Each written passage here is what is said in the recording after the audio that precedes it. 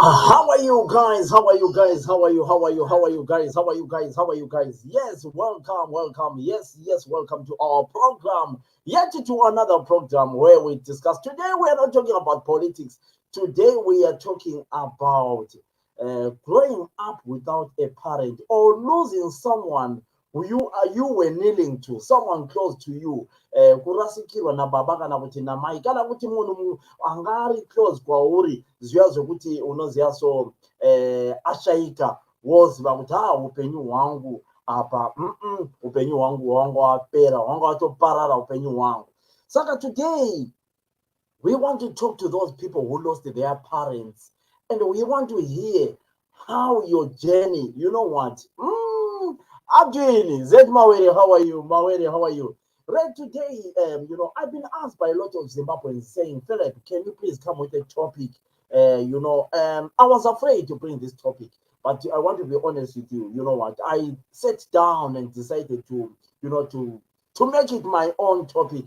A lot of people were saying to me, Philip, let's do a topic about those people who lost their mothers, fathers, or it might be a grandmother, growing up after losing up a parent at a young age. We want to hear from you. If you want me to add, you just type in add and tell us how it happened and how you grew up.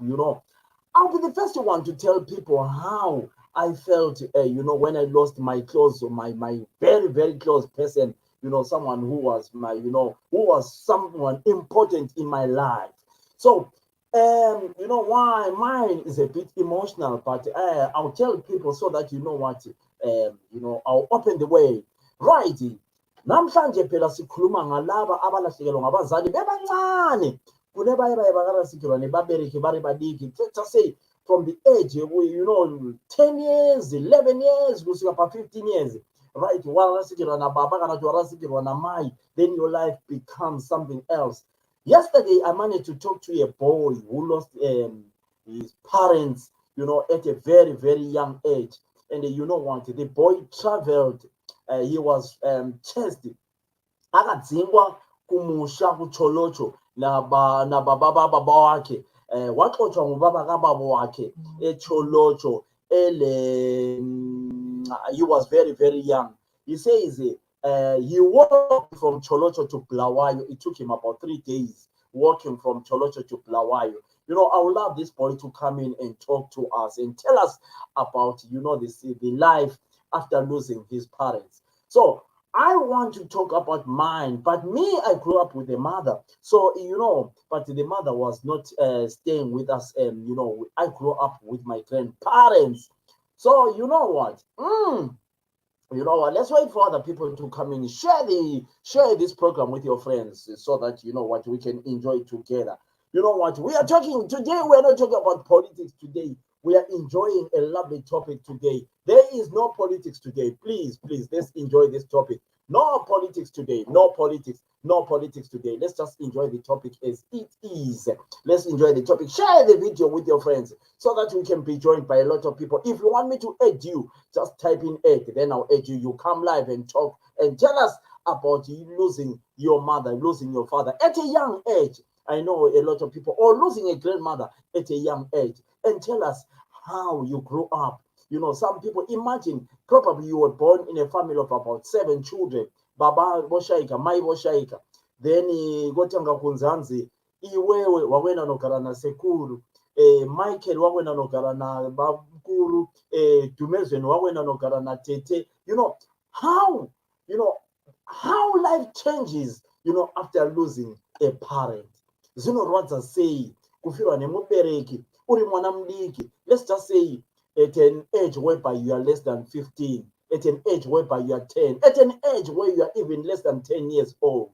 Kufirwa nebabereki, ukufelwa ngumzali. How does it feel like? Today let's just enjoy, even if your parents were alive, but what you witness at a neighbor, whereby you witness that, oh, those children, after losing their parent, life was very good. But when we saw that when their parent passed away, things changed to them. Right. I don't want to waste the time. I don't want to waste my time, and I don't want to waste your time. I'll tell you about how my life nearly changed. How my life nearly changed. I'm telling you, it was a very bad scene. Philip Smanda grew up with grandparents in Philabusi, rural areas. I remember all my life, I was with my grandma in Philabusi. So my grade one, I did my grade one at Mapeume Primary School. I was staying with my grandmother, my grandfather. My grandmother was a teacher, my grandfather was a headmaster. So my mother was working in Harare by the time. So me, my brother Eric, and some other sisters, we grew up under the grandmother. So when I was doing grade one, um, we were transferred to go to Gweru Munga Primary School. Me, Eric, my sister, 2 sisters, Nancy and Pri. So we went there. I couldn't speak Shona. I failed to speak Shona. I totally failed to speak Shona. They sent me back home, Mapeume. And, I came in very good at school, primary. Very, very good. Very, very good at school. So Eric remained, and, my brother Eric remained there. It was fantastic. It was fantastic. And, you know, and then I went back to Mapeume. Eric remained with my sister at Gweru. It was a fantastic, fantastic time. But me, I couldn't even speak Shona. So I went back to Mapeume. I proceeded. And then, I can't remember. Did Eric come back to Mapeume? I know he didn't come to Mapeume. I think he went to Harare, or the remainder. And then, let me just talk about myself now. So, myself, grade 5, I went, to Dete to join my mom again. And then I did my primary there. And then I went to JZ. And then from JZ, I went back to my mom from JZ, But All my life, I grew up with my grandma. The topic is losing someone close to you, right? To cut things short, you know, someone who knew me in my life, the people who knew my life, my grandma, my grandfather, and other people, and Goma Eric, those are the people, who knew my life. So the bad part of my life, when my life nearly changed, yesterday I spent the whole day, feeling like crying. My life nearly changed when my grandma passed away, you know, and it was so painful losing my grandmother. It was one of the worst things happened to my life. And I remember I was home on holiday when my grandma passed away. And someone who I grew up with was in Harare by the time. He was now working for ZPC, my friend. Was working for ZPC, Eric. And for all the things which happened, you know, I don't want to lie to you. When my grandmother died, it was one of the worst things happened in my life. One of the worst things happened in my life. And I remember a night before when my grandma Ugo was telling us some stories. I remember last week, few weeks ago, when I went to my brother Eric's house. Um, we're just talking about my grandma. The picture of my grandma, and Eric was telling me that no, I've got the pictures, for Ogo. And going back to the topic, I remember it was on the 22nd of April. My grandmother passed away. I was sleeping in the same room, but same house, different rooms. You know, and my grandmother woke up in the morning, said, "Philip, hambani basumlilo." I remember there was a girl called Rachel. So sahamba sabasumlilo in the morning, and sabasumlilo, everything normal, like normal, everything. And then after about 20 minutes, umfazi kamalume came and said, "Ugogo akasaphefumuli." It was one of the worst things which happened. So we thought maybe, and that was that. My grandmother passed away. And the only person who was close to me when I was growing up was Nkoma Eric, because we used to share the bed, we used to do everything. We're like, he was older than me, but we're like twins. People thought me and Eric, we were so close, very, very close. And he's not there, he's in Harar. My grandma passed away. And my grandfather, they used to, babesithuma ukuthi hamba nina edolo niyefona and go and phone abantu ukuthi grandmother is passed away, whatever, traveled all the way. My life changed. I think I was doing Form 2 by the time. My life changed completely. Completely. So,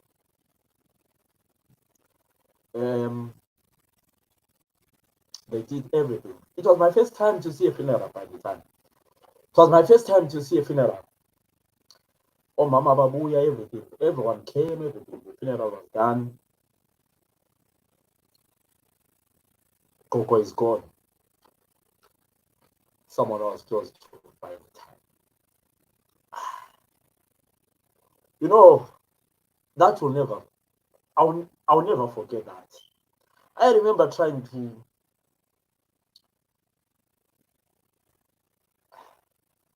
I remember the time when I wanted to, to take my life. When I went back after holiday, I was 18 by the time.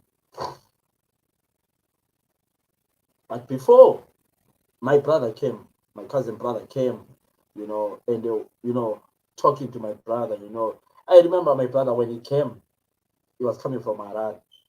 I think it was North Star or whatever, Sunganai. He came via Dolo. And people said, "Oh, Eric Sebu, Eric Sebu, Eric Sebu." Eric went behind the kitchen.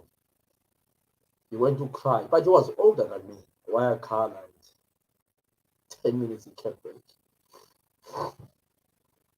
10 minutes he came back. You know, he never said anything because it was strange. You know, the rural area of South Africa, grandmother. But my life changed now. Completely, completely, completely. My life changed completely after losing my grandma. I remember some close family saying to me, after some few years, you won't do anything in life. You won't do anything in life. And then they were right. School ways, I started to be, I started dropping. I wasn't good. Yeah, I mean, I wasn't bad when I was in primary, Form 1, Form 2. I wasn't bad. But when my grandmother passed away, things started to change. And I don't want to lie to you. There are some things which I cannot even say. But my life was heading to another direction completely. But I was glad that I had a brother who loved me so much. My life changed a bit. I didn't tell my brother a lot of what was happening after losing my grandma because I grew up from a single parent. And my mom was good to me. There is my brother there. There's my brother Eric is here. You can see there, you can see. It was our first time to lose someone like that. It was so sad. It was a very, very sad thing to me and Eric. It was a sad, sad thing. You know, we never said something like that. But I went back after holiday. Koma Eric went back to work, and we were so close. My separation with Eric was Eric when he went to work at ZPC. That's where we started separating. But no, let me stop there. Let me stop there. Anyway, I managed to turn my things around. My brother helped me a lot, you know.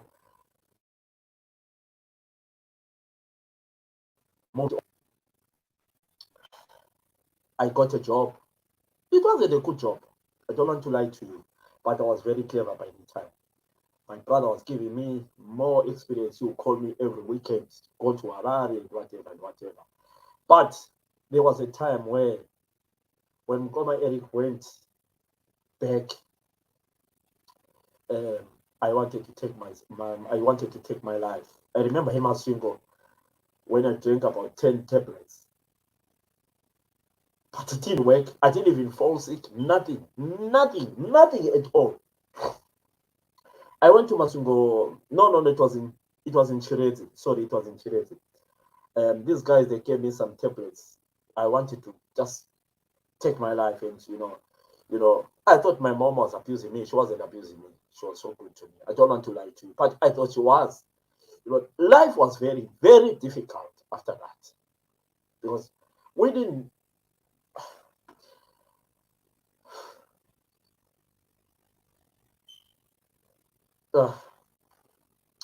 Anyway, I turned my life around. I I got a job in Maswingo. You know what? We reconnected with my brother. Everything went back to normal. My brother was advising me. I was imitating him to be a radio presenter. He helped me a lot up to now. You know, so I just wanted to say some of the things, but some of them, I feel so emotional. I can't be dropping tears in front of you. But anyway, guys, those those want to tell us about losing a parent, someone close to them. Today is the time for you to come in and tell us about your experience. Tell us about whether you lost a grandma or anyone at a young age, someone you were close to. You know, life is a journey. Life is a journey. For those people who see me now sitting here, you might think that, Philip is, you know what? I've worked for this. I've come a long way. I have seen a lot. I never suffered in my life. I don't want to lie to you. If Mkoma Eric was here, he will tell you we didn't grow up suffering. Yes, things were harder, but our grandma will always say, Fundanini bantwana bantwabam. She used to call us abantwabam. Eric will witness. Fundanini bantwabam bihambe. Rest in peace, my grandmother. Rest in peace, my grandmother. Honestly, man. Rest in peace, my grandfather. Those people, they were so, so good to us. It's unfortunate that they died before we were waking. We could have done something. I know me and Eric and my other sisters, we could have done something for our grandma. Anyway, guys, who wants to come in? Anyone wants to come and tell us? Let me read your comments here. Sorry, guys. Sorry, guys. So I don't normally do this. Right. If you want to give us a call or if you want me to add you, type in 8. I'll send you a link so that you can come. Ukhethiwe laphana uthi cleaner Philip. Ngiyabonga sisikhethiwe. My brother, that's my brother for those who don't know him. Right. It was indeed a bad experience young as we had never. I don't want to read this comment. I start crying every time I don't want to read this comment. Very emotional feature. All the time she said that you had already been through that trauma. Yes. And God was in control. He always had a plan for you, Philip. Thank you so much. Right, guys. Anyone wants to come in and tell us about the experience of losing someone close to you? The experience of losing. You know what? Losing a parent, guys. Guys. I feel sorry. It's not something nice. It's not something nice losing a parent. Imagine losing someone who is looking after you at an age whereby you are 10 years old. Come on, guys. They should have given you a chance. You would have learned Shona easily when it's easy to pick, up the languages. I am who wants to come in and tell us about it. An experience of losing a close parent, might be a grandfather, might be yesterday. I spoke to a young boy. I would have loved this boy to come in. I would have loved to bring this boy. This boy traveled all the way. From. Let me try if I can get to this boy. Let me try if I can get this boy. This boy traveled all the way from Cholocho. Sorry, guys. Sorry, guys. These are the things which affects me when I talk. Let's see if we can bring this young boy. Let's see if we can bring this boy. This boy lost his parents. I hope he comes in. I hope so. He comes in. And the phone is ringing. Imagine losing a parent at a young right. Let me hear. Hello, young man. Hello, young man. Hello, can you hear me? Yes, I can hear you. What are you doing? I'm just going home now from work. No, can you talk while you're driving? No, not really. But I'm almost there. I'm almost at home. How many minutes? 5 minutes. Right, 5 minutes. 5 minutes. We need your story, young man. Okay. All right, 5 minutes. I'll call you back, Sunny boy. Or you can be edited. You know what, guys? When I tell you about people, I'll call you in 5 minutes, Sunny. When I tell you that people suffered in life, you know what? Listen to other people's stories, and then you'll understand that life is not easy. When you see people walking, people you have experienced a lot, and I see people taking things for granted. There are people who suffered. Imagine you are born in a family of 7. Umo kutongoti baba boshayika. Then after 2 years, my boshayika. It normally happens that way. One dies maybe, then after 2 years or 3 years, the other one follows. Most of the time it happens that way. Not necessary, but it happens that way. Hello, Sister Mercy. How are you, my sister? My lovely sister Mercy. How are you? I love you, Mercy. I know you're always here. So imagine, right, lizelwe lingu-12 not 12 inamba yaka-1 lizelwe lingu-5 makazogwa muri 5 then baba boshayika after 2 years mike boshayika anathi vice versa then after that kotanga kunzi memory wakwena nogara nasekuru vanogara ngokwekwe Philip akwena nogara natete vanogara ukadoma. You know, you grow up muri family lithandana lingama brothers and sisters ubaba lo mama sebechonile, right? Ubaba lo mama sebechonile baba namayi bashayika, right? Muri bana baliki, let's just say maybe the other one is less than 6 years or 5 years. Then vanhu vakutanga kugoba manje kuti inini ndichatora Eric, inini ndichatora Michael, inini ndichatora Philip, inini. How painful is that for those who lost their parents at a young age? How painful is that? Even if it wasn't you, even if it was a neighbor. You know, me maybe ndine problem yokuthi ndinonzwira stage, ngiyazwela kakhulu. How do you feel when you see mwanamdiki akutanga kugobewa kunzanze akwena nogara natete bakhe vanogara kukadoma? Uzwa njani ama-parents omntwana sebhubhile? So uqalisa ukugobana manje sokuthiwa khona lwana and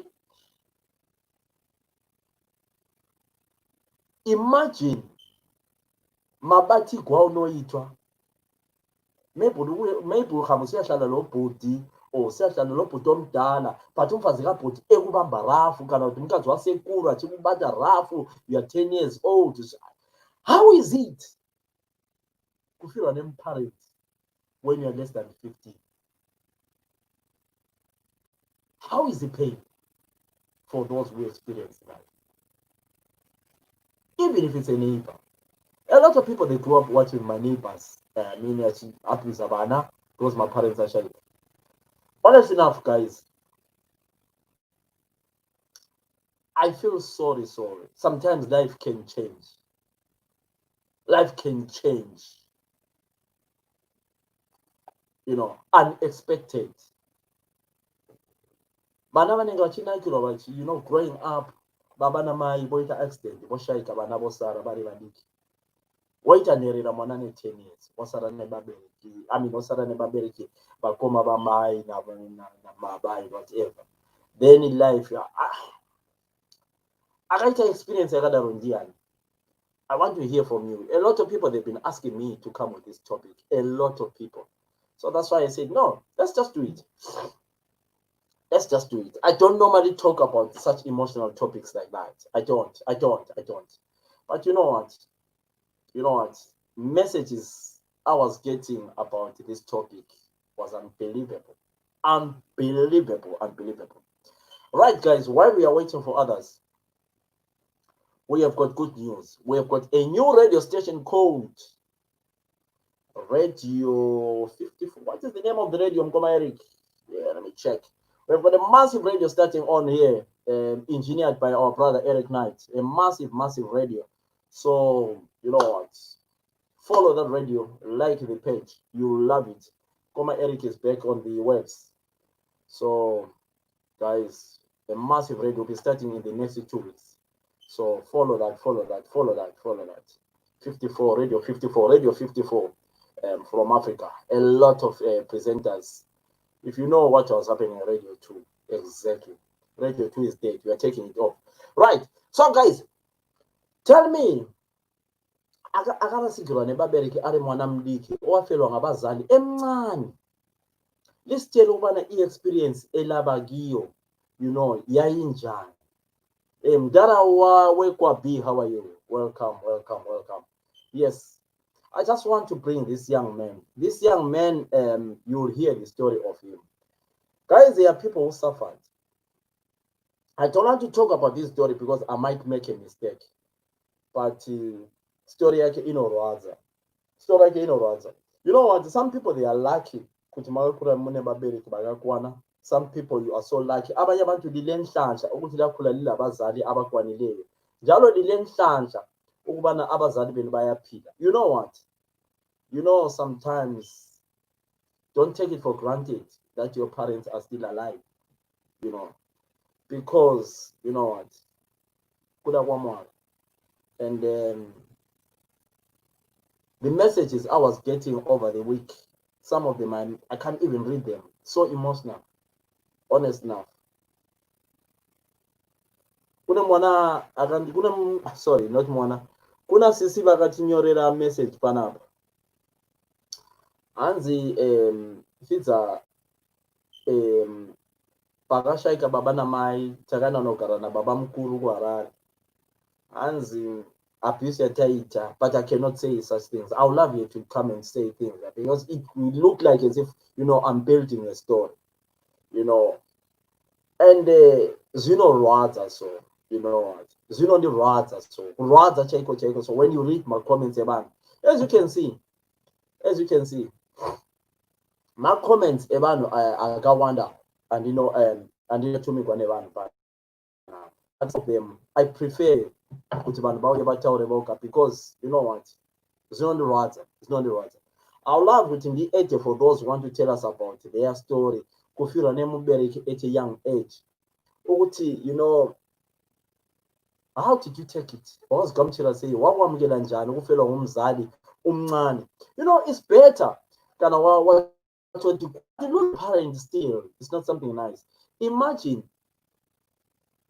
wafila na baba karatina mai, you know, Oruita grade 5, grade 4, grade 2, grade 1. Probably grade 1 also one as really take it. Probably. And you know what? You grow up. Also my grade 6, grade 7. What means that if baba wangu ndebaki.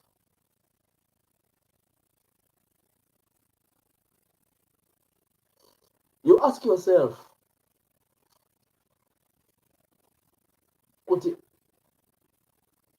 but where is my father? You ask yourself that question. Wakura manje. Probably bamwe bana baningi bawuthi hano baba ari kutsoka. You still growing up with your baba ari kutsoka. But also my grade 7 now. You realize that but kwakanzi baba wangu ari kutsoka. You grow up like that. You ask yourself. Then also baba wakho vakashaita uri mwana. Then wafunga manje. Then you start thinking, saka mabati kwandaitawo sawa. You know, the topic, you know what? I know.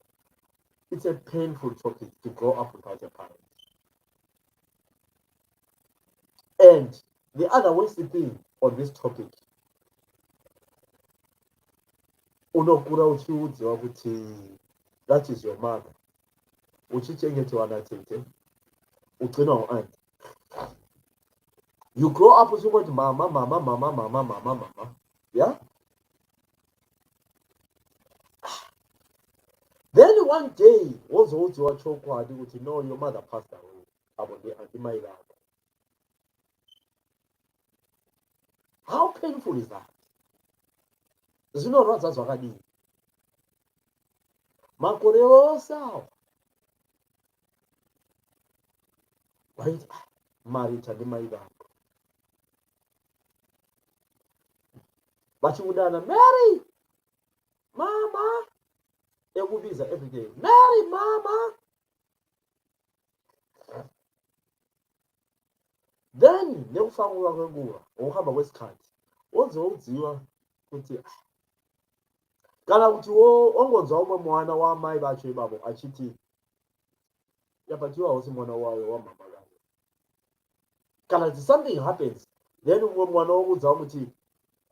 Yeah, but you don't pretend as if mama. You grow up saying, that's my mother. All alone.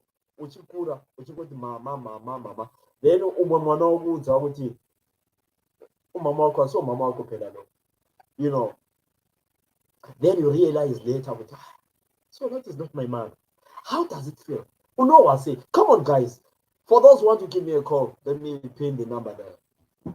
If you want to give us a call, I've got 2 numbers today. So if you want to give us a call, there's a number there. I pinned that number there. Give us a call. You can use that number as a WhatsApp. You can use that number as a. You can use that number as a direct call. Use that number as direct call. You can use that number as a WhatsApp. So, what you want the one you thought it's your brother or he has one or anything. What would say? Yeah, but you are small now. Mama. You are crossing what in the mama and mama. You didn't know what my back of a shell or the one. How does it feel? Guys, what is happening in the houses? Yes, you know, right? A lot. There are a lot of things happening in the houses. A lot. And kudos to those who who look after them. You know what, guys? Let's not take for granted. Let's not take life for granted. And I want poor chance here. Look after them. I'm trying to ring that boy. I hope he will come. Hello, young man. How are you, my boy? I'm good. You prefer WhatsApp or you prefer to come live? No.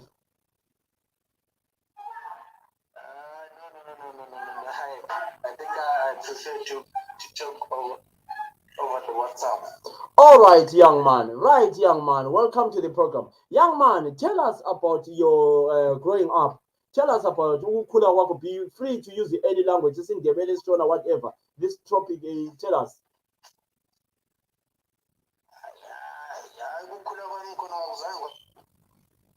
Yeah. Yeah. I feel like I'm going big Yeah.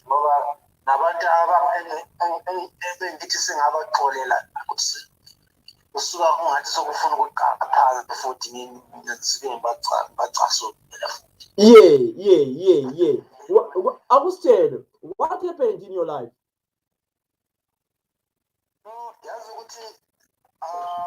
To become looking yabona umzali masibeshonile abantwana abazali bengashona yeah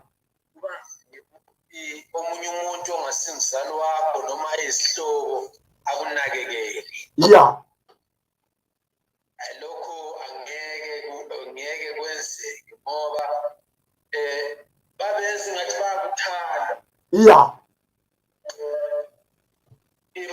una something njengami mina nginembuzi ezinkulu beyinembuzi eziningi kakhulu so abazali bami bathe sebeshonile kwakhosta ukuthi ekhaya kithi le nkakulu ikhothoni wawuvela ekhaya kungaphi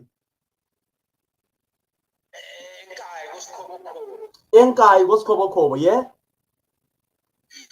so ikhothoni yeah so into esenzeka laphana abazali bami bathe sebetshonile ukhulu nabo baba omncane babethatha imbuzi zami bedayisa owaqala if you don't mind, I mean, listen young man, I know the emotions, owaqala ukutshona ngubani, ngumama ube ubaba?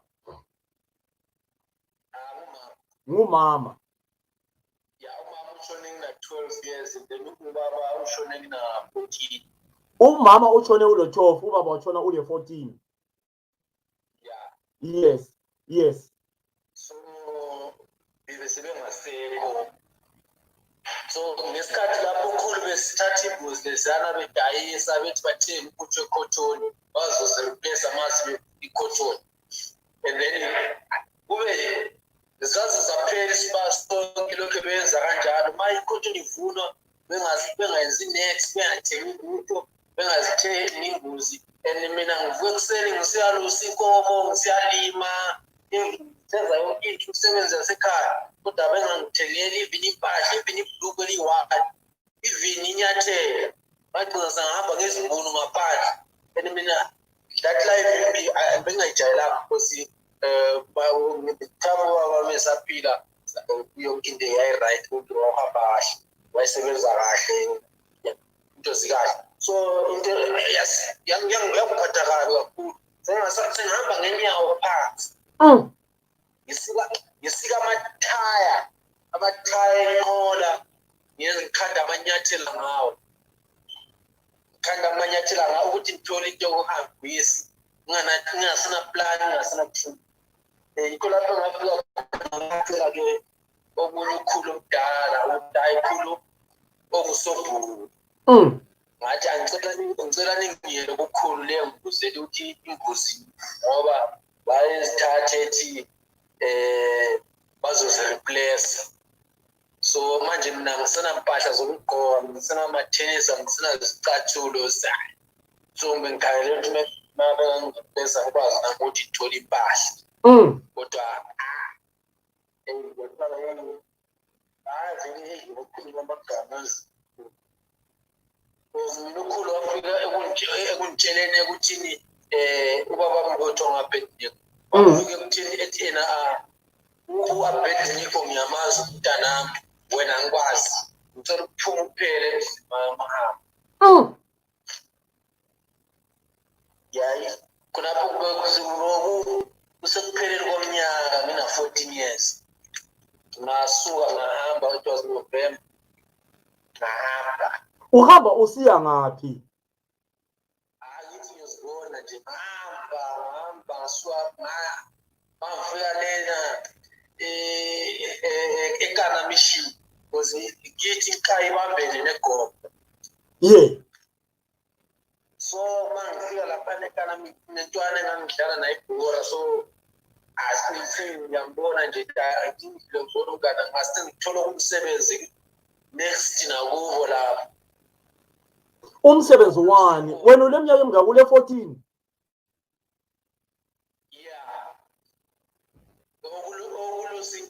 bantu benkosi ngalusa inkomo November khonapho ngesikhathi leso ngokuhola ama-bearers check i-bearers check bathi bazongiholisa 5,000 yona leyana imali yazi inyanga ithe siyaphela lana imali azange ngakhona ukuthenga ipatapata engasathengi even isweet esi-1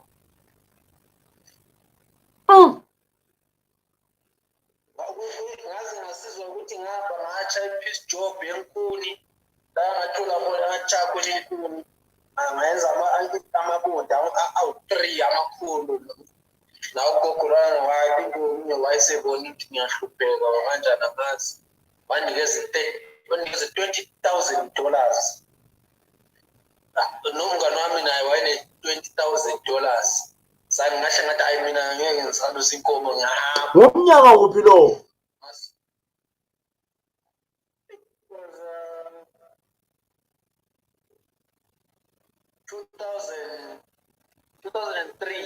2003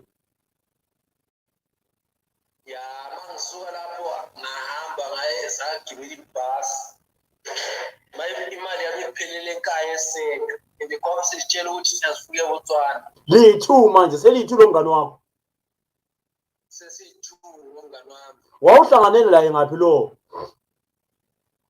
bengisazana naye ngoba sisidala sonke ibhora okay yes ingqondo manje ithi so ingqondo ithi liyangaphi siyebotswana selisiyadinga umsebenzi you are 14 years old funa ukuyadinga umsebenzi madoda bese kuJanuwari kunyaka ukuthi ngikhona ufike 15 years madoda 15 bengikwanisa ngoMeyi ngahamba safika laphana ekhaya manje ekhaya asisenamali bekudlula sasithi sozimangobe ebhasini sithi sohlala e-back seat and then masifika ekhaya sozesehle conductor wabesibona madoda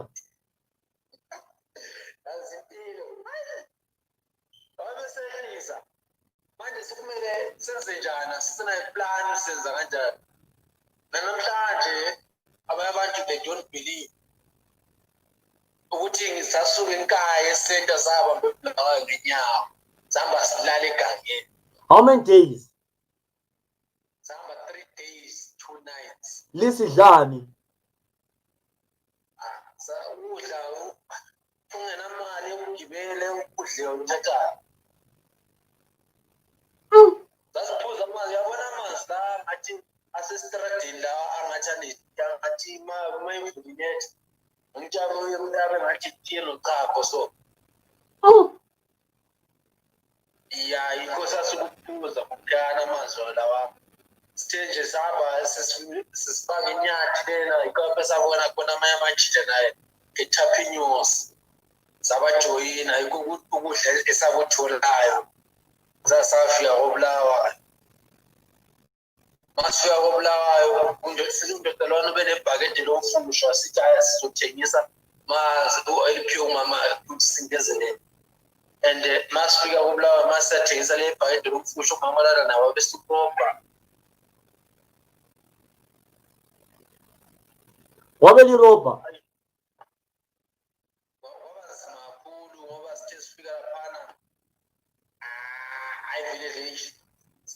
umama besirobho wathenga umfushwa ngebhakede lomfushwa $2,000 imali engazinex zahamba sathenga ihafu yesinkwa $2,000 sahlephunelana sahla silale railways ya railways laphana ibuilding enkulu laphana masithi siyalala laphana so masasonedwa abantu beney'ngubo zabo laphana uma besibona besithatha njengomathi singamasela hayi yazi abantu basezimbabwe sometimes hayi abake bekwazi ukusiza abanye abantu mara zange ngalukhalela ngaleso sikhathi ngakubhekelanga ukuthi bebengasiza kodwa sengikubona manje ukuthi hayi yazi siyajaja umuntu singazi behind the story ukuthi kwenzakalani. Kubalulekile ukuthi umuntu ungambone esenkingeni before umjaji ukuthi mebhikisela or wathini ubalekile afuna ukusebenza or kanjani uzwe isitori sakhe ukuthi kwenzakalani and then after that ubuse uyamjaji bantu. So kobulawayo lapha kobulawayo ngubanela limazi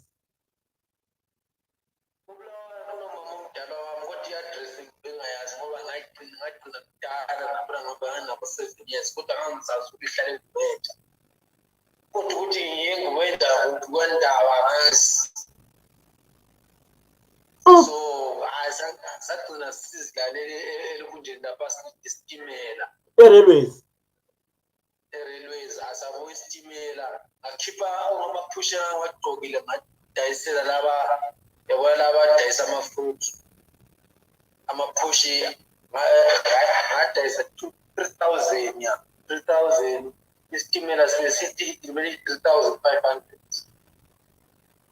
yeah I think so angitanga zakhumbule kahle somewhere besa sangezelela nemali yami yomfusho uthenga amatiketi ke sahamba saye Plumtree ngesitimela masifika lapha ePlumtree guys sajika nje sabona undoda lotha umain line onebhutsha lapha sathi asifuna umsebenzi wathi umsebenzi wanathi sifuna umsebenzi wathi mina nomsebenzi yeplaza yalusuku sathi hayi kulo sikho asinikeza ipiece job kwabana waye offload inyama yakhe ebhutsha nje isasengaphambili okay sasitara thola imali laphana sathenga isikwa azothi wathi uma isikwa sosiphinde intana sokubuhlungu ngenxa yendlala uhlala ungasadli waphuza amanzi uzwe amanzi esibuhlungu ukuthi wathi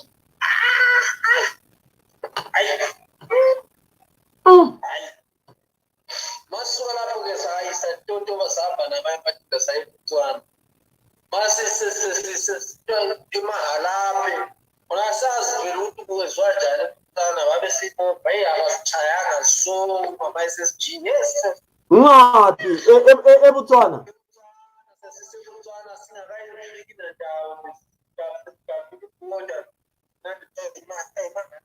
lapha somewhere nje ungakafika eFrancis Town abasithaya sho azi amakhona hayi basithaya baqeda basigiphula kodwa sabuyela sathi sathola khona umsebenzi wokuhlakula umntwana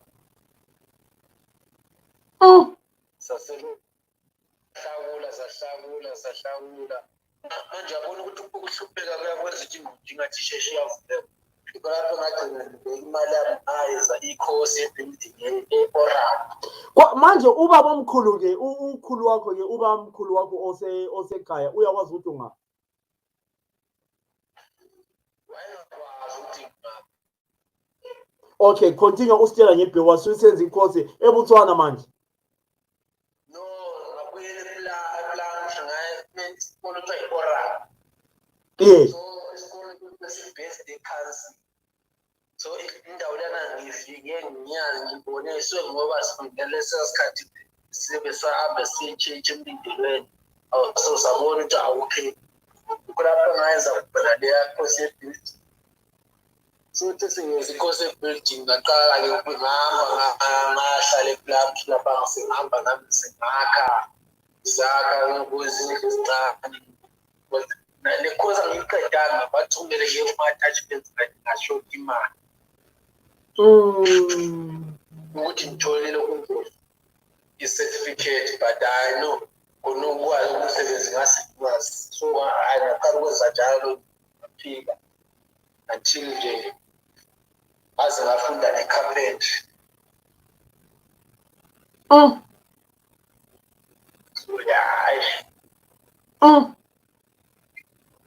so yeah ngiye-Harare because ubaba ube nendlu lapha eHarare. Ubaba wakho akatshoni ube nendlu eHarare. Yeah. So indlu ibisebizweni kabani? Hayi mina ngazi ngoba ngancane phela ngazi kwenzakalana ngazi ukuthi phela because umuntu wayengabe senolwazi umsisi wami kulandelayo kodwa yena ngathi hayi abafundi zokukhuluma lihlukane nakho sizenzile okwethu. So likhula lizalwa belibabili lo sisi wakho. Sisi-3 omunye wayengilandela emuva washona ukushona emncane na-10 years. Washona emncane.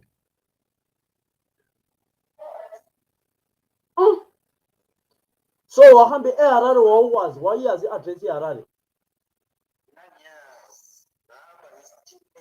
Ngigcine eHarare leso sikhathi ngisasemncane na-9 years. Because ubaba masekagula sekhaya. So wangihambisa ekhaya ngahlala ekhaya. So mina ukuthi i-address ngiyazi nokuthi uma usendlini ugibela amateksi akuphi.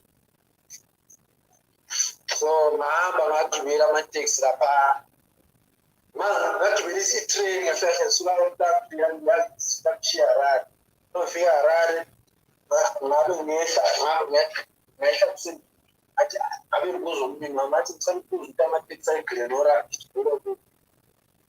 awumama wona ngabe ngilayela hayi ngahamba ngagibela iteksi ngayehla kanti ngistarada ngokusasa ngegama. Yeah. So ngaqala ukudinga isitarada manje singabuza ukuthi ayi umrapha road ngabe ngithola ke isitarada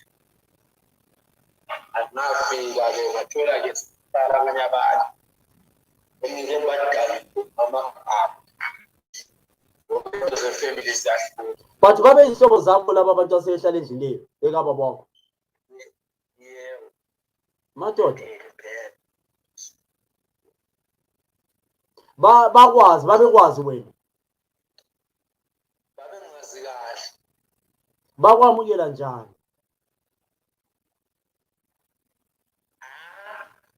Bangamukela kahle ngoba ngathola abantwana abazali babe. Yeah. So abantwana vele abanye sikhule sonke.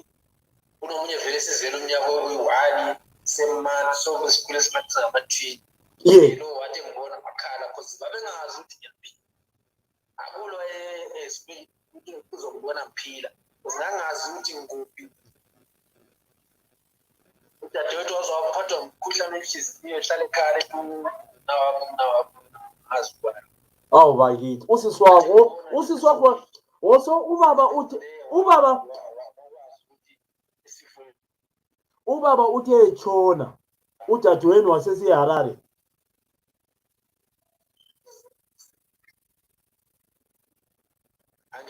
ubaba uthi etshona udadewenu wasesiya eHarare.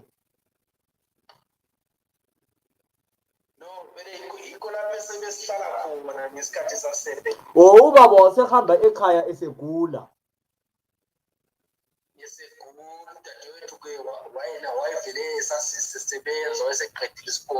Okay, ngiyasenguzwa manje. Yeah. So yena vele wayevele eHarare sisebenza. Wasala ke sechato eHarare. Yeah. So basebebuya ke labana ntambama bevele emsebenzini obaba abantwana labana.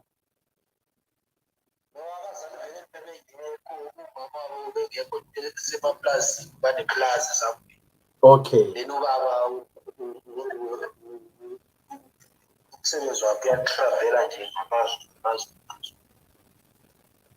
So angaze ngalala nje following day ngabe ngisuka mina ngabo.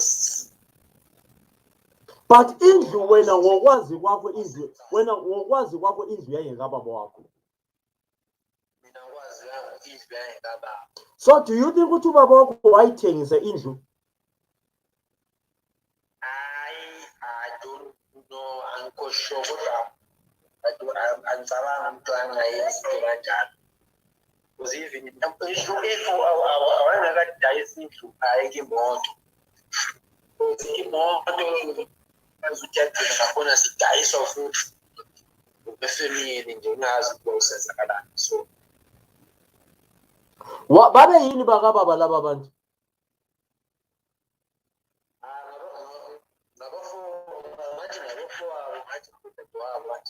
Okay. Asenguzile. Then wasusuka ke lapho wathi hayi nasensiya kusisi wami seyiyekela ngihambe kusisi wami ncane dubeke ehlala kusisi wami. Wahamba kusisi wakho. Yeah. So ukusuka kwami ke ngahlala kusisi hayi sahlala ke kahle imali ngabantu. Sahlala hayi kwaba right kwaba mnandi. Yeah. Manje ukuthi ngase ngijwayele ukuhasa. Manje uma ngifikele kule ndawo hayi awusakhona ngiyahasla thi. Hayi ngathi hayi mina sengiyabuyela ke. Ngase kwalapho ke ngase ngisiye kuThwana ngahlala eGaborone. Yeah. Ngahlala eGaborone ngasebenza. Masuka lapho ke hayi right. Ukhulu ke lwana okuxotshileyo ekhaya ekuxotshela imbuzi zikababa wakho.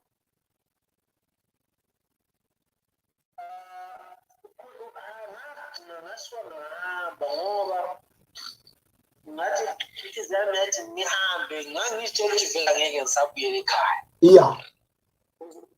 Because ngathi ngisengibabuza imbuzi wathi yena yazi ukuthi sidla into zomntana la. Ubabheni kubengasomntana bomntana. Sidla amandla omntana. And then manje makunjalo ngathi ukuthi kunezami imbuzi vele ngangizithengele mina. Okay. Because nganginenkukhu mina like ngiyabona angithi behlale arasoma ekhaya nganginempahla ezinye siba zincane. So ngangidayisa inkukhu inkukhu lezazaba ziningi. Sithe ziziningi lezankukhu baba wami sesithi thatha nasi imbuzi because thatha nasi imbuzi wathatha inkukhu athi angazi ngoba sesidla into ezinjengalezo. Behambe ekhaya kulala inyama nje lapho. Yeah, sinembuzi ekhaya so Mase sisonke lapha ekhaya wangibonisa ukuthi ukugula akazange washo washona semthayi. So sawubonisa imbuzi ukuthi hayi imbuzi le nazidla nalena le enkukhu zakho ethanda inyama kakhulu khona lapho mase siyazigula. So wayehlala zakho usehlala zakho okhulu nabo abakwazi ukuthi zanele into kunjena ngeyami ukuzenza mara abangikhuluma namanje nje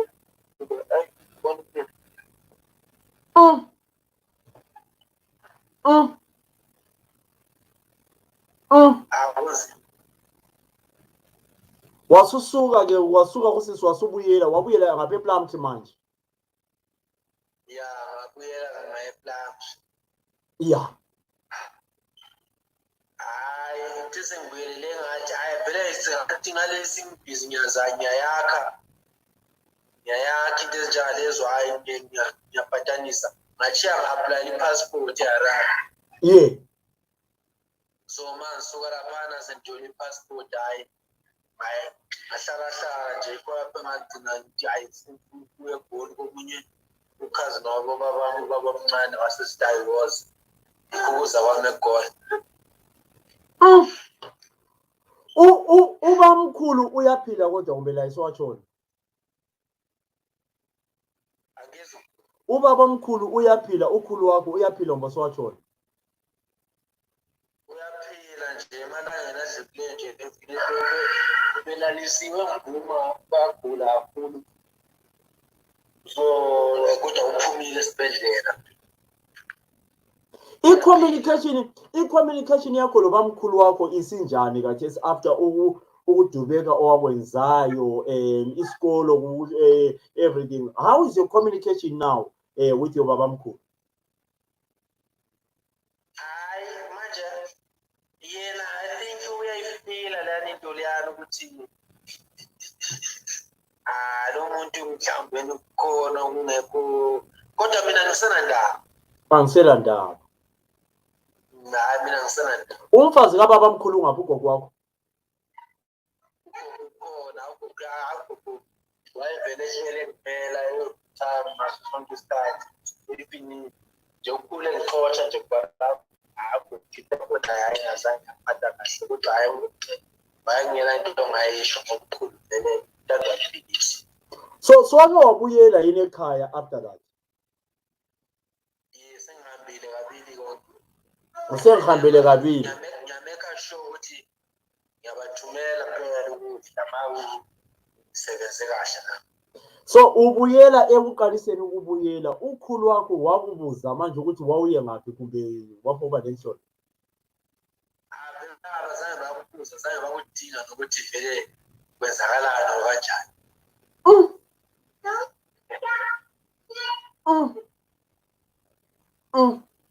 So ubaba etshona lo mama etshona ububona ukuthi hayi impilo yami lapha hayi hayi ubuzibona njani after losing your father? Basi nje ngazibona ukuthi hayi mina vele sokumele ngizibone.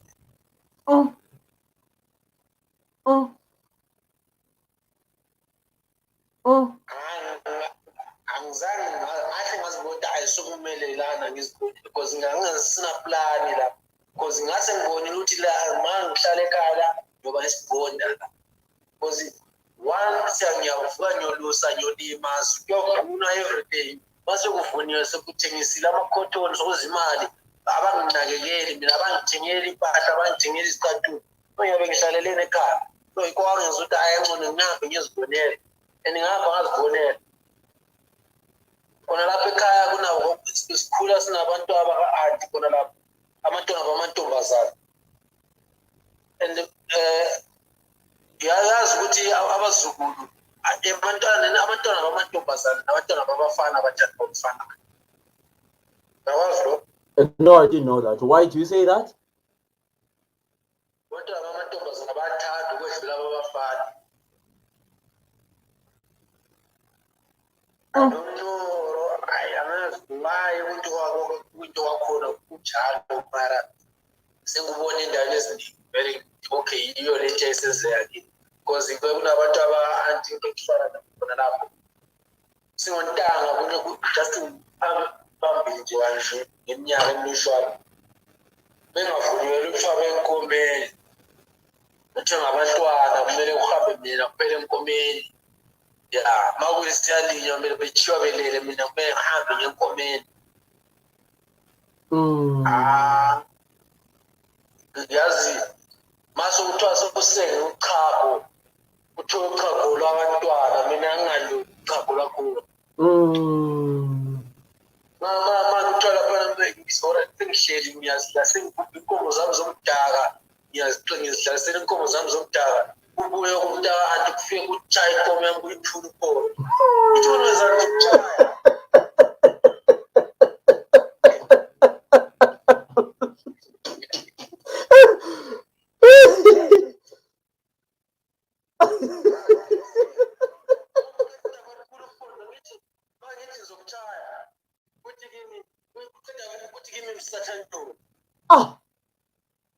mangithi gogo ulokhu nje uzibani uthi msathanyo kokuphethiwe umezeni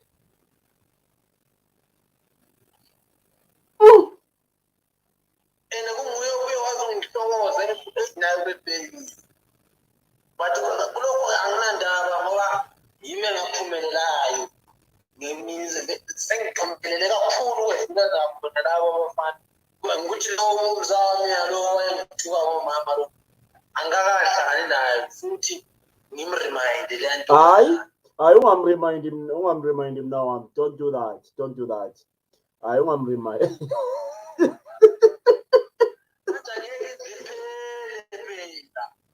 angeke ziphele ngoba ngiyacabanga so babekuqumela inkomo zakho zomdaka impondo eGoli ufike eGoli impilo yayinjani kodwa ufike eGoli ubusule mnjenge emngaka usike eGoli eGoli ufike sengina 22 ibinjani impilo ungena eGoli njengomntwana okhule intandane bese ngijwayela ngibona ngomuzi ngoba ngafika kahlala nobamncane wami ngasebenza bangisebenza vele ngangithela iproperty yami ngesikhathi ngisahlala naye ngilebhaya ku-fair price bangihola uyi-100 rand ngelanga 500 rand ngebhiki ngihambe ngathenga ubheda ngathenga iy'ngubo zami so kwathi kufika isikhathi sokuthi enti hayi ndoda sokumele uzibonele aphuma nami sengiyinto zami azange ngabona ubuzima and azange ngalala azange because angibuyele emuva mase kumele kusetshenzwe ngiyasebenza ngiyavuka ngiyasebenza ngiyazezela umama etshona ube labosisi bakhe labanawakhe umama because normally nxa abanawakhe bokamama they normally babangani babangcono abakababa sometimes kuyachiyana umama ube labosisi labobhuti hayi shit zabantu laba why you sitho njalo mnawami you know what, you drop your tears today. It's a day yokuthi kona ama emotions akho aphume. Why sitho njalo mnawami? yazi umnawami ubemncane so ubaba uthe isikhathi ukuthi wayesegula wayeselahlekelwa umqondo i-dementia because wayebulaza inyawo so waqala kuzinyawo evuvuka inyawo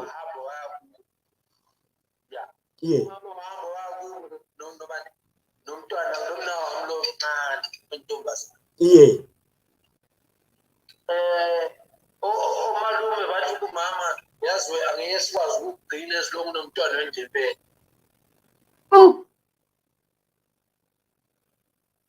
umnawami ubemncane isikhathi umama wasuka wathi hayi ngeke lahle umntana wami nje ephambi uhambe esasemncane kanje umama ukusuka wakhe seyafuna imisebenzi nale Harare ngazi ukuthi kuthiwa hamba asebenza eplazini mawusisengitshela kuthiwa manje abasebenza babesebenza kunetha ubanda wagcina isiba nenyumoniya yikho lapho wazo atshona khona.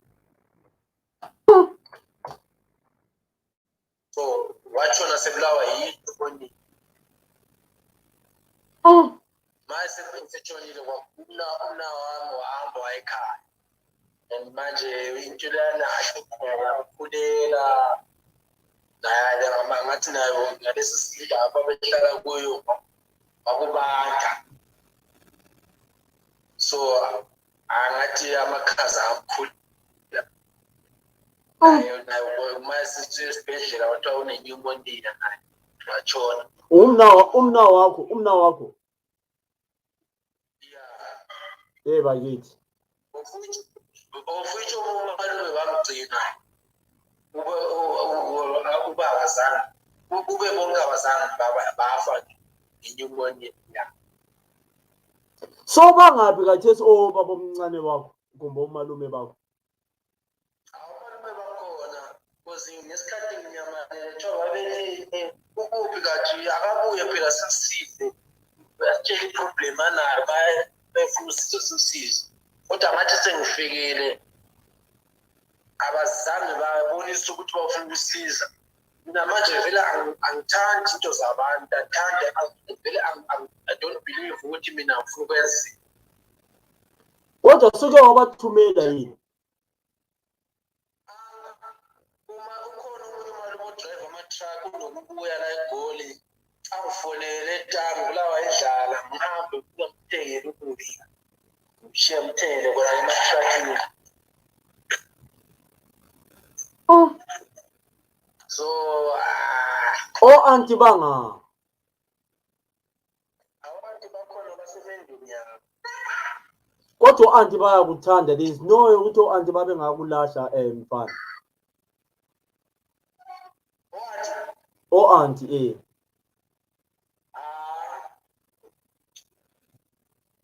nabantu abaphethe mina kunamuntu ngikho khona akekho umuntu owafaka isandla empilweni yami ukuthi engathi mina ngamenzela lokhu ukuthi nahazi abethi no. Akula even bonke anti bonke nomalume akekho even oyi-one.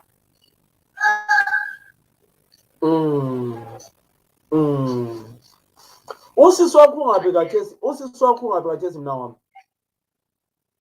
Usisi wami ushadile useHarare. Useharare. Nguye oclose kulaye in your family, the whole family? Ya ngumuntu engiclose naye. Kuzobe nabantwana bakababa omncane ba ngabafana nyana kusasekuncane nje khathesi usukhulile sulemuli yakho khathesi? ya manje sengikhulile ngiseyindoda phela. Kodwa nxa kuyikuthi ungafuna ukuthi hayi yes sikhuphe usisi wakho sikhuphe labanye laba ongathi kona uthi hayi beside usisi wami labanye omunye ongathi wakunceda usadubeka laphana ngubani khonapho ebantwini bona? Abantu bangaphandle. So kukufundisa ukhazini wabo baba wami. Yeah, nguye umuntu nje engibala ukuthi hayi nguye ubaba wami namhlanje. Kukufundiseni ukukhula ungela mzali? Ungifundisa ukuthi yazi ma umuntu hayi vele akungifundisa into eziningi kakhulu. Kungifundisa ukuthi kumele uzimele ube indoda ungadephendi ngomunye umuntu. Kungifundisa ukuthi uNkulunkulu phetha uyayizwa umthandazo yanoma ubani because uthi ask me ngizokubonisa ukuthi lokhu nayo nezinto ongakazi ukuzibona ezifihlakeleyo. So khathesi usubhezi ngapha ususe South Africa khathesi uhlalele eSouth Africa? Ya manje ngisekhona. Impilo isinjani lathi usukholisa ke ngathesi? Hayi konke uhamba kahle. Konke uhamba kahle. So wake waphupha uyidrayiva leyo moto osuhamba ngayo iToyota uhamba ngayo le ndlu so wakuphupha konke lokho? Bese ngithi ngikhumbula ngenye umnyaka kwapho usebutswana so mangidlula komunye kule ijarada ukhala ingoma ye-Westlife.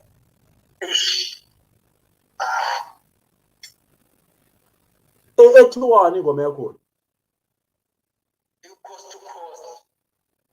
Ikukhumbuzani? Why what about that song? Tell us nxa kukhona ofuna usitshela. Because no ingoma lana ngithi ngisakhula ngiseHarare man angiyithandi Westlife yabona. Oh isikukhumbuza back to your memories. Iyakukhumbuza yeah. Yeah, so mase ngihamba lapha singihlupheka. Mina ngihlala eBotswana ngidlala egangeni nginetho yovula kuyivipi ngoFebruary. Hey, ayazi ukuthi hayi. Hayi ngibuya khona. Hayi khona.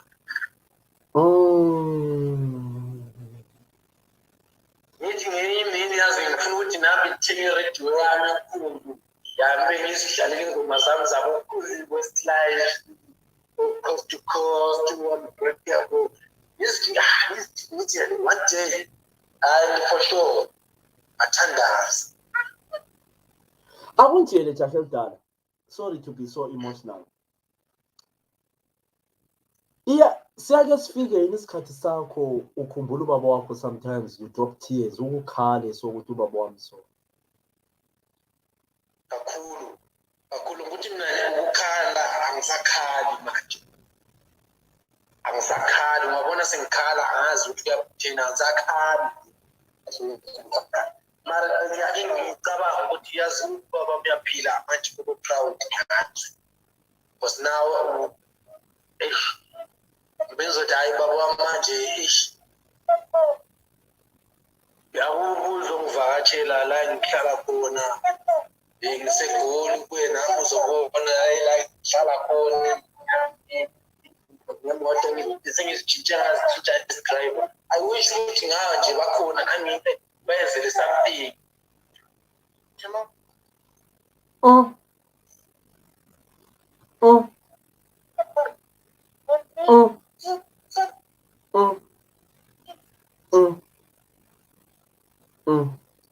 How was it ukuhola imali enganithe xaxa usegoli?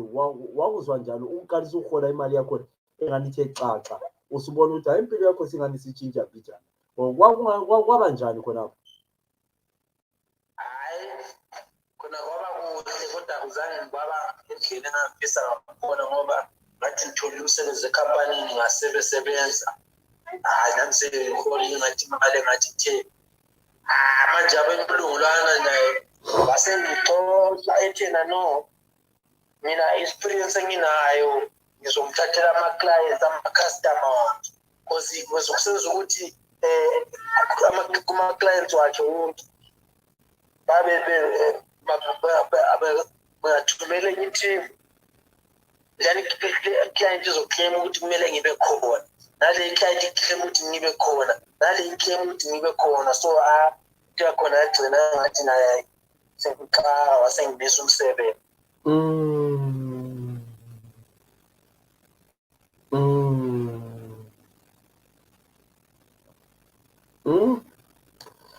Hi, Jahe Dala, you know, kubuhlungu. You know, when you told me about your story, sometimes we had to avoid other questions because it's so emotional.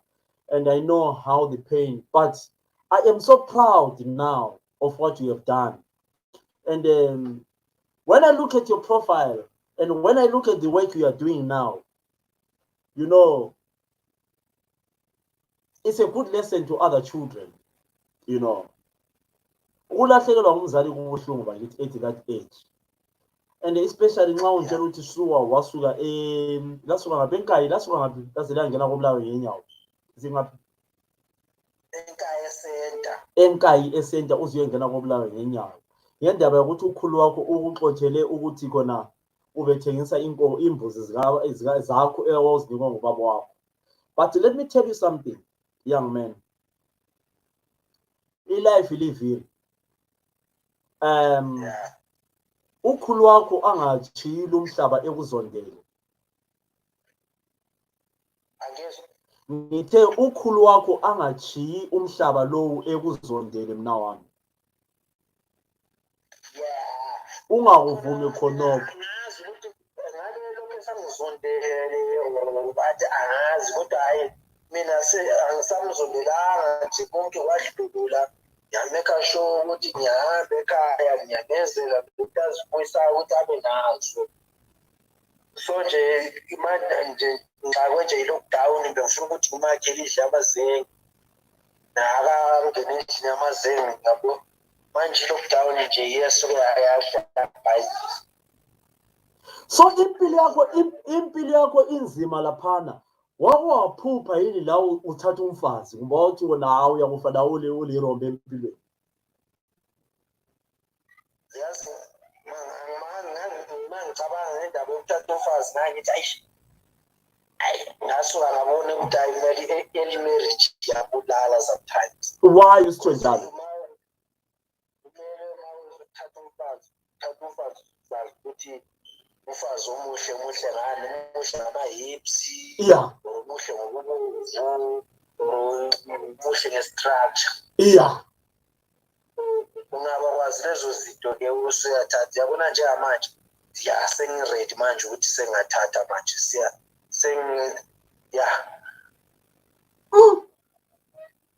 sengifundile manje sengizazi ukuthi i-wife material utonjani.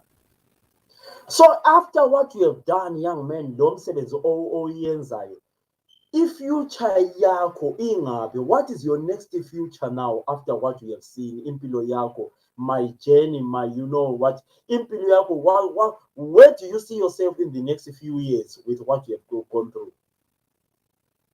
I see myself very successful. And do you want to work with other children, abalahlekelwa ngabazali and other things, to give them the guidance? Yeah, that's my wish. I wish ukuthi manje kungangihambela kahle ngithole imisebenzi ngibe nemali ngikwazi ukuthi ngifundise isikolo. Yazi ngithi kokulaba laphana konke nje intandane zonke nje ngizifundise umsebenzi wezandla ngoba umsebenzi wezandla they won't go wrong. They won't go wrong. Vini ungafundanga bawuyosazi umsebenzi wezandla usuka usumuntu ofundayo. Hayi, jaha elidala, ngamafitshane kuyini okunye ofuna uku-eda phezu kwalokho kade ukukhuluma? Yazi mina ngifuna ukusho nje kuphela ukuthi abazali abaphilayo abanabantwana babafowabo abashonelwa ngabazali ababasele abazama ukubaseka ngoba bona imiqondo yabo iyashesha ivuleke kakhulu ngoba kuzokwenza ukuthi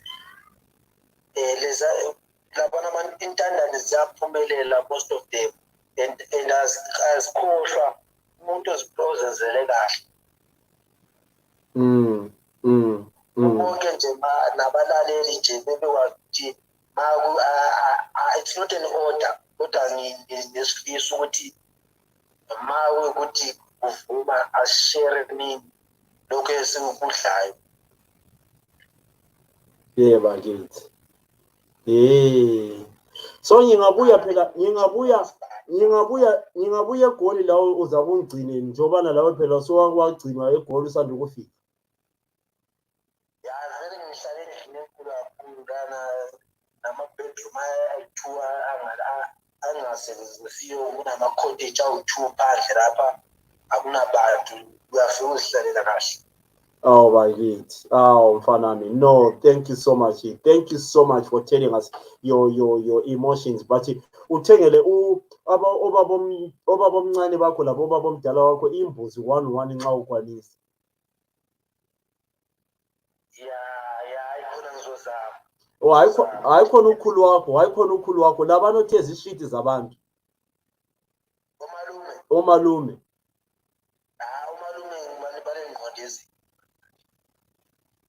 Hayi uyabathengela nje kuphela ukuthi kona umsakazi uthe kona ndithengele imbuzi.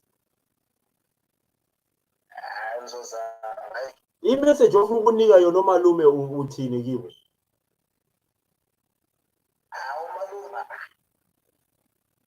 Umalume lapho ngizekhumbule ingoma endolwane ethi igama uGulu ndela kwame nekwatate ndela bajiji. Ikutshoni khonoko? Ukutshoni? Akubona ngendlela yakho njalo. Hayi so sick.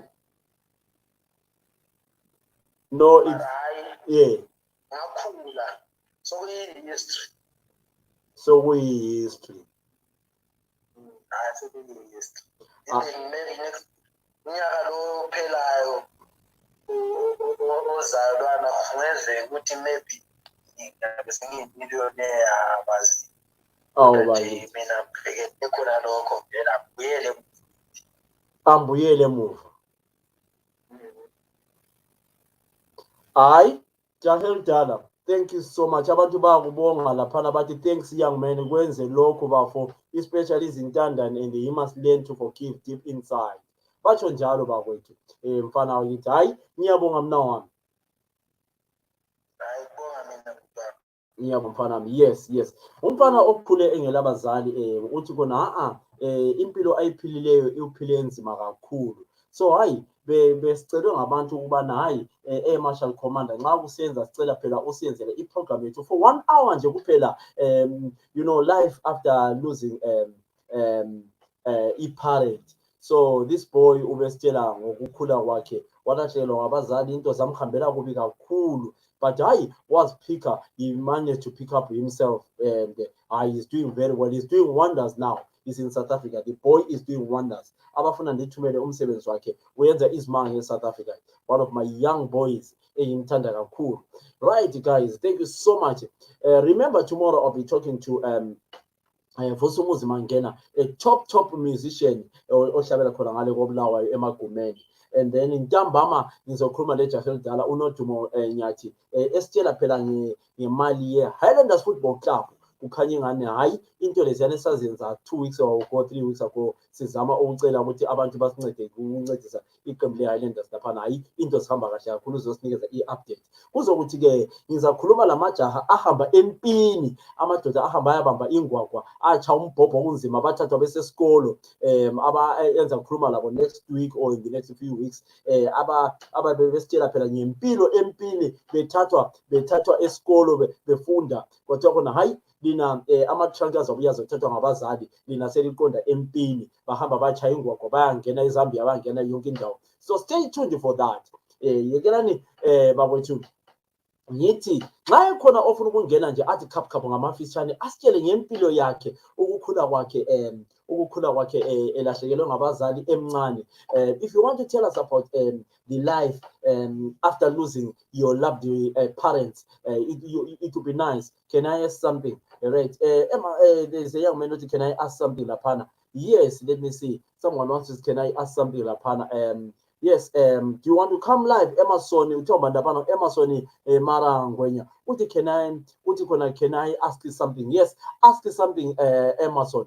Emerson, can I ask something? Yes, you can ask a young man. What do you want to come in live, or you want to come via the phone? And then if you can inbox me your phone, then I can call you. Then you can come via the phone. Yes. So this is the Air Marshal Commander, Philip Sibanda. Rain. We have got good news, guys, for those who know. I don't want to come to work and talk about family thing, but for those who know my big brother, my elder brother, my brother, for my Eric Knight, a lot of you know him as Eric the Night Rider, Bamabanoti General Knight. He managed to arrange a radio station. There is a new radio station called Radio 54. That radio station involves a lot of former radio presenters and a lot of African DJs around the world. So The station will be starting in the next either 2 weeks or 3 weeks. But there's a radio station. If I send you a link, let me see. Someone said, right, 1 second. Hello? Yes, my father. Yes, yes.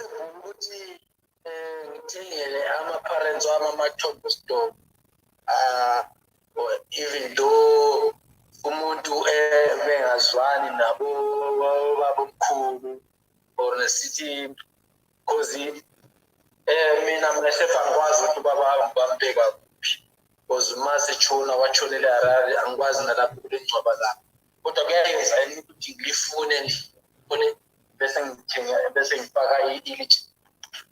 Right. Ilitshe ufuna ukuhambisa ilitshe ngaphi? Ilitshe olihambisayo uyakwazi ukuthi ulihambisa ngaphi kumbe ufuna ulihambisa ngikhaya? Ngifuna ukuthi ngiqale ngidinge lapha atshonela khona. Ufuna ukudinga lapha atshonela khona ubaba? Yebo, bese ngifake ilitshe. Lapha abekwa khona first yikho ufuna ukukwazi. Yeah. But do you think you can find out ukuthi ubaba wabekwa ngaphi? Manje umuntu okuthoya wazi mangifika lapho mangifika ngithi ayongibonisa ihlale ngazi why. Right. Ungahamba esigabeni sakini uyebuza osobhuku but they should know ukuthi ubaba wakho wabekwa ngaphi. No, washonele eHarare. Wayabekwa ekhaya. Engikwazi ukuthi wabekwa eMbuzi. Embuzi Embuzi laphana funeral okhuzeni Embuzi. I-city council kumele ibe yazi. I-city council kumele ibe kwazi ukuthi khona inamba ye graveyard yakhona ngubani. Okay. I-city council will know the graveyard ye lokhuzeni yakhona ngoba kulama number I think. Alright. And then so kuyayenza ukuthi ngiyethenga ilitshe ndifake lapha. First iqala uyebona i-graveyard kababa wakho first. Okay. Ungabona i-graveyard kababa wakho and then su arrange ukuthi hayi kade ngifuna ukuthenga ilokhuzeni sifakele ubaba wami khona phansi. Ngoba you are allowed ukuhamba lisiyabona ubaba wenu lapha lile khona. Okay. Yes, definitely. Oh yeah. So ubaba ebekwa lina awuzange ube khona. Bakushiye emakhaya. It's so sad, young man. Do that and let me know, mfana. Then nxa kuyikuthi kukhona ufuna ukuthi sikuncede ngakho e-city council yesitungu. Ifola under situngu zayini imbuzi ansakwazi. Under Harare. Yeah, we can help you. Sibona ukuthi kona u-MP wa area ngikhona phana mbani kumbe ukansila ukhona phana mbani but into engahluphiyo kumele bakwazi ukuthi kona bayakhangela lokuthi wabekwa nini. Okay. Wena also are you planning ukuchiya izihlobo zakho ezazi khona or are you planning to ignore them uhambe yenza ubaba bakho? No, ngihlala ngizibuza ukuthi lento angeke ngikwazi ukuyenza ngingedwa. Okay. Kumele ngiyeze nayo ifamily kodwa ngihlala ngizibuza ukuthi ngiyobaqala kanjani, ngiyobaqala ngisithini. Ukhulu ngiyobaqala ngisithini kahle. Yeah, nasi lalela kuthiwa they have a register at the graveyard site because mina ngayifuna inumber 6 ngayifuna number 6 ngo-1971 but ngayithola with all the details. Okay. Yeah, definitely kumele ibe khona. Alright. Yes, nxa kulokuthi xa ule problem let me know. iHarare siyazi in and out. We own Harare thina. We own Harare. No, yeah, ngizoyenza kanjani. Make sure ukuthi ngizohamba nje emalayini after esivuleli amabhota. Okay, now thank you so much, mfana. Okay. Thank you. Right, guys. I think right. I've just received a message from my brother. I'll answer him back. Right, guys. Thank you so much. Thank you so much, guys. Does anyone want to come in and talk about his experience after losing a parent at a very young age. Aripo here anoda kuti atiudze nekushayika kwababa wake kana kuti mai vake ari mwana mudiki kana asipo, no, that's fine. But guys, I've got an interesting topic about those who went to war. Vakaenda kunogwa hondo kuti vatiudze kuti zvinhu zvavo zvakafamba sei, zvinhu zvakavafambira sei. Just a topic kuti kona vakatogwa sei, just telling us kuti isusu takafamba so. Guys, thank you so much. My name is Air Marshal Commander Philip Sibanda. You know, when I started, I was a bit nervous because of, telling my own story. But, at the end of the day, we managed to go on and on. I really love you guys. You know what? I enjoy having so much topics like this. But don't forget tomorrow we have got Bosumuzi Mangena, a young boy who is a massive artist in Goblawayo. And then we have got Ichaha, Unotumo Nyati, Ozavestera Pela, Yenda Highlanders Tapana, Kuzotige, ngokuhamba kwesikhathi ngizakhuluma lamajaha ahamba abambisikwakwa esiteni ukuthi kanti kwakusenzakalani lezi ngensuku zabo ukuthi kona baze bathathwe bese isikolo bengabafana bathiya isikolo bathi abasafuna isikolo sebefuna ukuyabamba ingwakwa kodwa baphenduka bephila. So we'll be talking to them. It's a lovely story, guys. Ukhona yini ofuna ukuthi sim-ede aripo eredi aphinde atiudze pamsoro pestori yakhe kushayikilwa nebabereki ari mwana mdiki. Does anyone want to come in and tell us about his own story? You know what? About his life losing parents at a young age. You know what, guys? I really appreciate your time. You mean a lot to me. You know, like so I really enjoy. I really enjoy. Thank you so much. I cannot read all your comments because time zangu zangiwa isikhathi sami sesidliwe ngumango. But thank you so much. Thank you so much to the young boy who managed to come and tell us about his testimony, his life after the death of his parents. I really enjoyed. I hope you enjoyed the program. My name is Philip Sibanda. Thank you so much. Don't forget, new radio station, a new radio station engineered by the Night Rider Eric Knight. And the radio is unbelievable. A massive radio station engineered by Mkoma Eric Knight. So please, like the page. If you go on my page, you will see a page which I did put there, and you'll see Radio 54. That's where you'll see all the information. Like that page, and a lot will be happening. The radio will be streaming live on YouTube, will be streaming live on Facebook, will be streaming live. So it's coming live. Like that page. You know what? I'm telling you, the Night Rider's back on your ears. So I'm telling you guys, the guy is promising you wonders. The guy is promising you wonders. I'm trying to look for the link. Right, it's called Radio 54. Radio 54. I was right. The name of the radio is called Radio 54 Team. Radio 54. So if you go on Facebook, just type in Radio 54. Radio 54. You will see everything. The radio station will be kicking anytime soon. There are people like James Maridad, Mgoma Eric Knight, a lot of people. You know what? I'm telling you, it's going to be massive. It's going to be massive. You know what? It's going to be massive. But from the voice of the Air Marshal Commander Philip Sibanda, I want to take your time. I want to say thank you so much. Let's meet again on the other programs. Don't forget tomorrow, Bosumuzi Mangena, and then don't forget Noto Monyati. And then next week, we'll be talking to these boys. Kiki. I want to say thank you so much to the boy who managed to come and give us his testimony.